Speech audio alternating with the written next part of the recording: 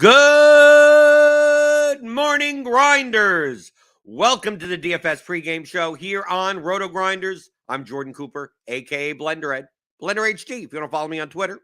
And it's Friday, November 4th, and we'll be talking about the MMA slate, the UFC Vegas, whatever, Apex slate coming up tomorrow, 4 o'clock Eastern, right? It's a little bit early, not like a pay-per-view card. So give me those thumbs ups. I feel a little bit better. I'm still, you can tell from the good morning that I still got a cough. So that's why, I took 2 days off and I took an extra day because I don't feel that bad. It's just that I talk for a while and then I'll cough for like a minute straight. So that's not very good when it comes to doing shows. So if I do cough for a while and I'll press my cough button, my little mute button here. But Wataz, Suki Singh, Kickstart, good morning. Give me those thummy thumbs. You know how much I love those. So this will probably just be a short show, right? Just going over the MMA slate for tomorrow. If you got any questions, post them in the YouTube chat. Hit the notification bell to know whenever we go live. There's a bunch of football shows on today, right? I'll still be doing the game theory show for premium members because at least Tuttle's on, so he could talk for a while also. Right, when I'm on with someone else, it's a little bit easier. But doing this show, when I'm the only one talking, it's kind of suck when half the time I'm going to be coughing. But tomorrow's slate, 12 fights. We got a female main event of Rodriguez and Lemos, which I'm not even sure it could possibly not even be optimal, right? I mean, probably going to be striking. But Marina Rodriguez is a volume striker. The MMA Ground and Pound podcast should be out today. I didn't do that yesterday because I don't know how do I talk for that long. I haven't coughed yet, so who knows? So that'll be up for premium members. The expert survey will be up for premium members. So sign up for premium. Click on the link in the description. Get $10 off your first month of a combo premium. You get NFL, get MMA, get NBA, get everything. Let's see. So we got Miranda Maverick as the largest favorite on the slate. Another female fight. I think we have her ownership at 43%. I think that may come in a little bit lower. People don't tend to trust the big female favorites, but I mean Miranda Maverick should probably destroy Shanna Young. I think the Dawson-Madsen fight is going to be popular, and I don't think it should be. And we could get into that a little bit. So, I mean, we could take a look at, like, from an odds perspective. I mean, Maverick is the only one that's, like, a huge favorite, minus 600. And she is the best inside the distance line on the entire slate, which, I mean, she should be, like, 40% owned. She should be. Will she come in at 40% owned? I'm not sure. I think a lot of these fighters in, like, this low 9K, high 8K range, that's going to be kind of the popular range, right? People are going to jam in, like, 3 of these people. And then probably play Daniel Rodriguez, Lemos, if you're not playing Rodriguez. Like, I think, like, the popular construction will be something like if we play, like, Maverick, and then Dawson, and then, let's see, Nerd and Becky, maybe. Trying to, like see, you've got Lemos, you got Daniel Rodriguez against Magny, and you got 7,500 left. Right, and then you could play, Minner or Madsen if you're not playing if you're not playing Dawson, you play Madsen. Like something like this. This is why I think that Maverick isn't going to be as high owned. I mean, she'll be like 35 to 38%. I mean, like, she's still going to be high owned, but I don't know if there's going to be anyone necessarily in this range, in this 9K, 8K, high 8K, 9K range that's going to be like 40+% owned. I think it's going to be the type of thing where you're going to see like 35s almost the whole way through. Maverick at 35, Batista at 35, Dawson at 35, Becky at 35, or Rodriguez around 35, Munoz and Ulanbekov around the 30s. A lot of combinations of these fighters. Hadley may be the lowest owned of the bunch, but I don't think he's going to be like 10% owned. He may be like 20, 22% owned against Candelario. And people are going to make their constructions like this. And like, if you don't play Maverick in this construction, you go and you're going to play like Mario Batista instead. Like, this is very easy to build a lineup. You know, you put Ramon and Pasquale there, and there you go. Batista, Dawson, Nurdenbecky, Daniel Rodriguez, Pascual, and Lemos. And then if you play Rodriguez over one of these people, like instead of playing Nurdenbecky, you play Rodriguez, you have 7,600, and you play like someone like Nate Maness. I think Derek Minner. I think the outside of Lemos, who's the main event underdog, and Daniel Rodriguez against Magny, because I think Magny's going to be one of the lower owned fighters on the slate because of his kind of lack of upside. I'm not sure if he's going to be able to even take down Daniel Rodriguez. I don't even know if he's going to win. Magny could win this fight in a split decision, but it's going to be a very low scoring fight if that's the case. But I think like Mark Madsen and Derek Minner are going to be quite popular in the low range. Mark Madsen only because of wrestling. Like this Madsen-Dawson fight. I wrote this in the expert survey, which is for premium people. I think the Dawson-Madsen fight is the one that I'm avoiding the most. I mean, it's going to be very owned. We have Madsen at 13%. I think he's going to come in close to 20. I think Dawson's going to be 30 to 35. Because if you take box score watchers, if you take a look at the box scores, these guys put up a lot of points when they win. Okay, Dawson and Madsen, because they're both wrestlers. The problem is that when they put up big scores, they're typically facing strikers. Okay, they're typically facing someone with a deficiency on the mat in some regard. Bad takedown defense, just poor, just a pure striker. So they get 7 takedowns and stuff like that. But Dawson and Madsen are both good wrestlers. I would think Madsen's probably a better wrestler than Dawson, but Madsen's also like, I don't know, 10 years older than him. I don't expect Madsen to win the fight, but I expect Madsen to be competent enough on the mat that I'm not sure how many takedowns Dawson's going to get. I'm not sure how many takedowns Madsen's going to get. This could be a matchup that this is favored to go to decision also. Right? We take a look at the inside the distance lines. Dawson's plus 200. Madsen is plus 800. Most likely this goes to decision. And if this is not a dominant 30-27 by someone with, multiple takedowns, Madsen's more likely to pay off his tag at 7,200 because he's the big underdog versus 9,000.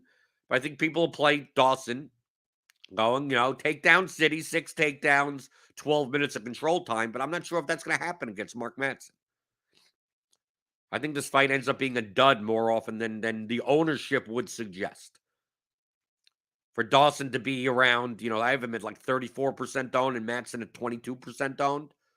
For over 50% of the lineups to have this fight, yes, it makes sense if they were facing strikers. But it's like a lot of times wrestler versus wrestler, like neither of them could get takedowns. And then it ends up just being them fighting on the feet. Or a lot of clenching against the cage, right? Attempting takedowns and not getting them.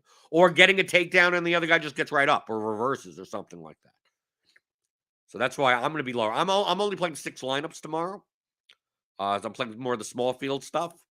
I'm out of my 6 lineups. I will not have Dawson or Madsen in any of them. And I'm playing that regard. Now, if one of them does get a dominant victory, they could put up 120 points. I'm not saying that they can't.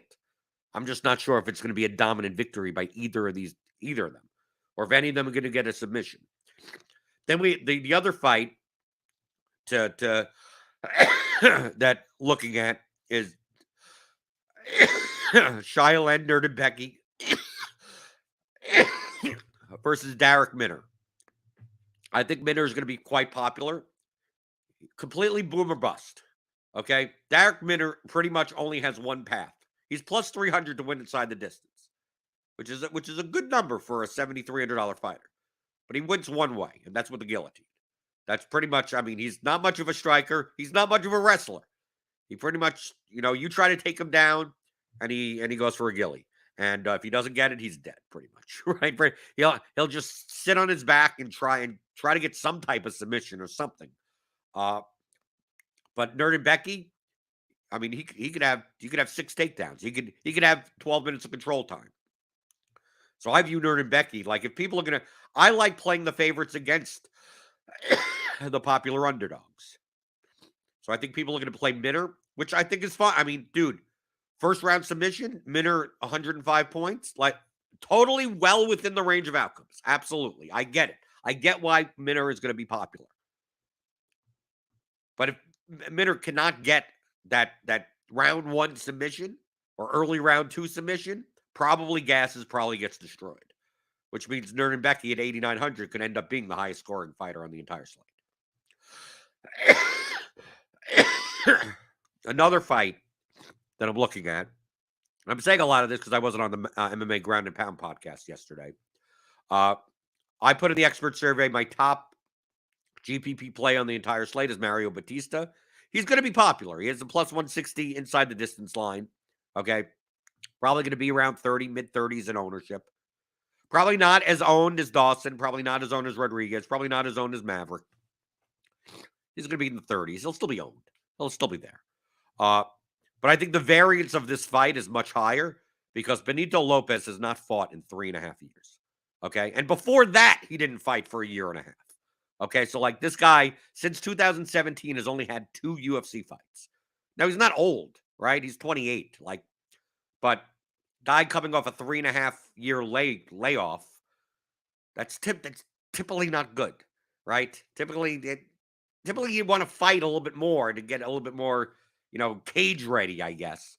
So is it possible that Benito Lopez, who really doesn't do anything well, he's not a wrestler, he's not even that great of a striker, he's not anything. He's plus 520 inside the distance, plus 245 on the money line. Batista's the second biggest favorite on the slate at minus 290, plus 160 inside the distance. Batista can wrestle. Like, he can do everything, right? He's not a natural wrestler, but I mean, like, he can take down, he can get on top, he can do whatever. It's quite possible that this line should have been minus 1,500, right? It could be. If Benito Lopez is not cage ready, it may look like Batista should have been like minus 200 inside the distance. Could be. Now, it could be that Benito Lopez, without anyone seeing, over the past 3.5 years, getting extremely much better at something. And maybe the fight is closer than it should have been. But I think it's priced more like that. I think it's priced as if, like, oh, this is Benito Lopez from 2019. But anytime I see a 3.5 year layoff, it's like, this is possible someone could get destroyed. And when someone could get destroyed, that's a lot of points. So I'm leaning much more towards lineups that have Batista.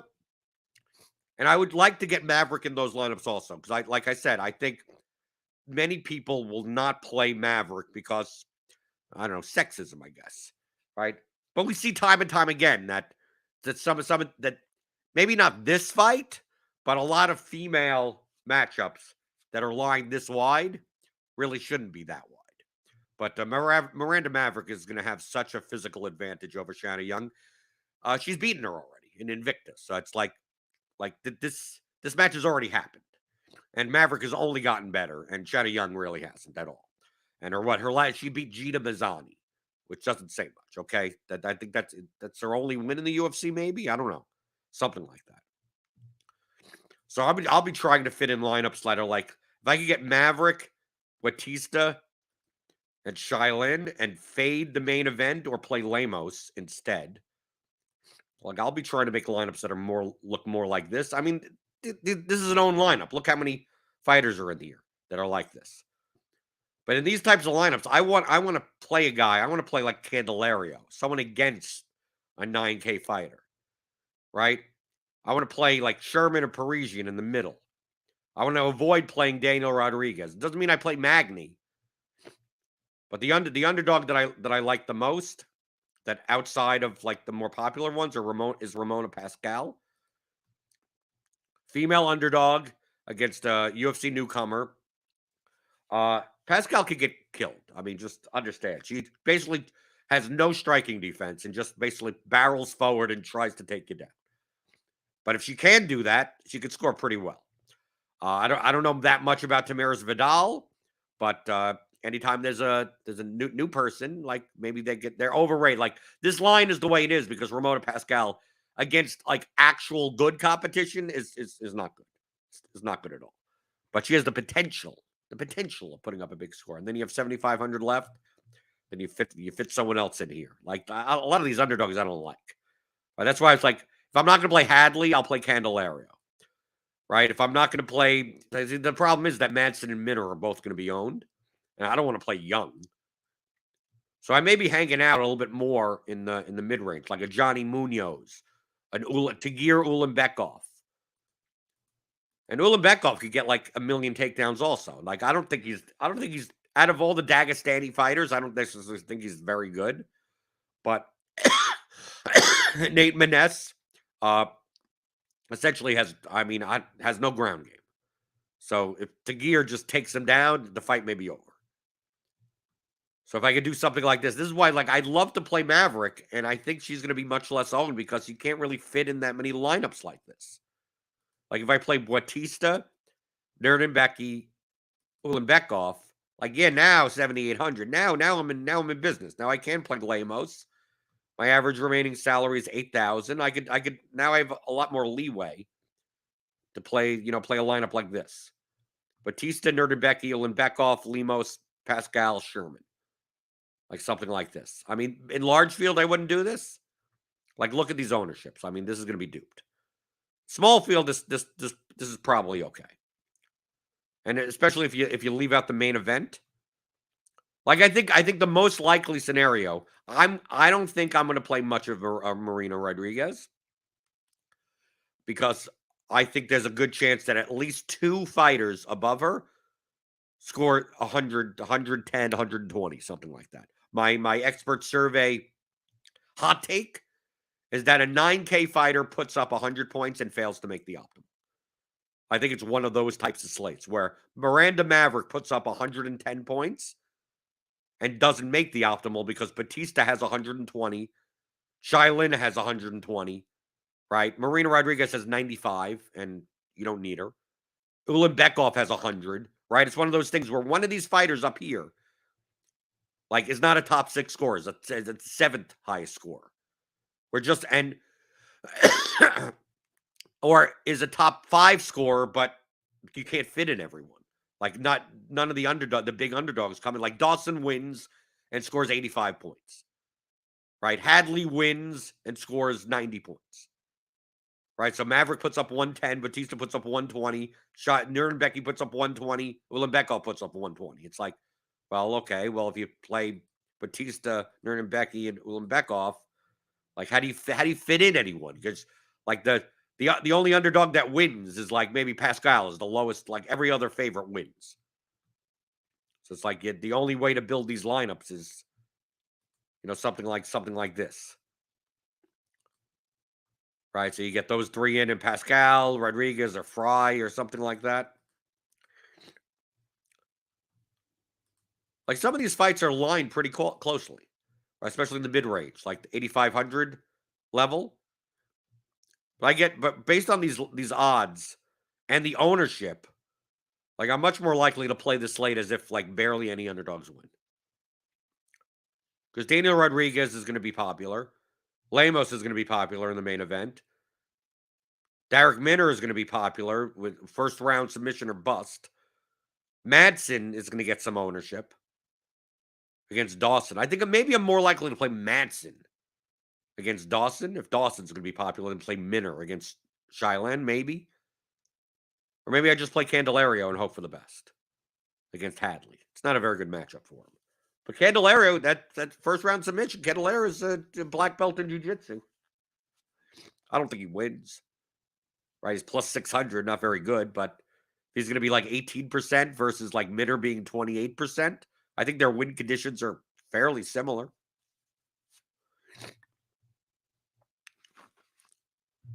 So I don't know. That's the MMA slate. Right? It's hard to figure out duplicated types of lineups where a lot of these fighters are going to be fairly even in ownership to each other. Like, obviously, if you're going to play like a Magny, Jinyu Fry, a Ludovic, Sholini, and Shanna Young lineup, you're going to be fine. You're going to be fine. But it's like, if all of these fighters, if we have Maverick and Bautista and Dawson and Nerdenbecky and Rodriguez and Munoz and Ulanbekov all in like the low 30s, Shea Sherman at 30%, Dana Rodriguez at 30%, Lemos at 30%, Minner at 30%. I just don't know what combinations am I looking to avoid for large field stuff. For small field, I think you could be fine with a lot of the different combinations. But like I said, I think I'm more likely to avoid the Dawson Madsen fight and hope that it's just two wrestlers canceling each other out than trying to get Maverick in if I could. But seeing, I mean, I'm the reason why I think she's going to be lower owned is because I'm trying to make Maverick lineups, and it's hard to get people in. I think people it'll be like that. I don't think people will play Benito Lopez or Ludwig Jolinian or play Shanny Young. Well, you can't play Shanny Young in those lineups, or play Candelario in those lineups. I just don't think people are clicking this way. I think it's more likely that Maverick comes in at like 34% owned. And a lot of that goes towards Dawson and Rodriguez and Munoz and Ulanbekov. So you don't have to play Derek Minner. I think a lot of Maverick lineups have Madsen or Minner in it. Madsen, Minner, or Lemos, or two of these. So if you're going to play a Maverick lineup, maybe you don't play Lemos, Minner, or Madsen. And then you have to go, well, maybe Benito Lopez learned something in 3.5 years. Maybe Candelario could get a submission over Hadley. Probably not, but could.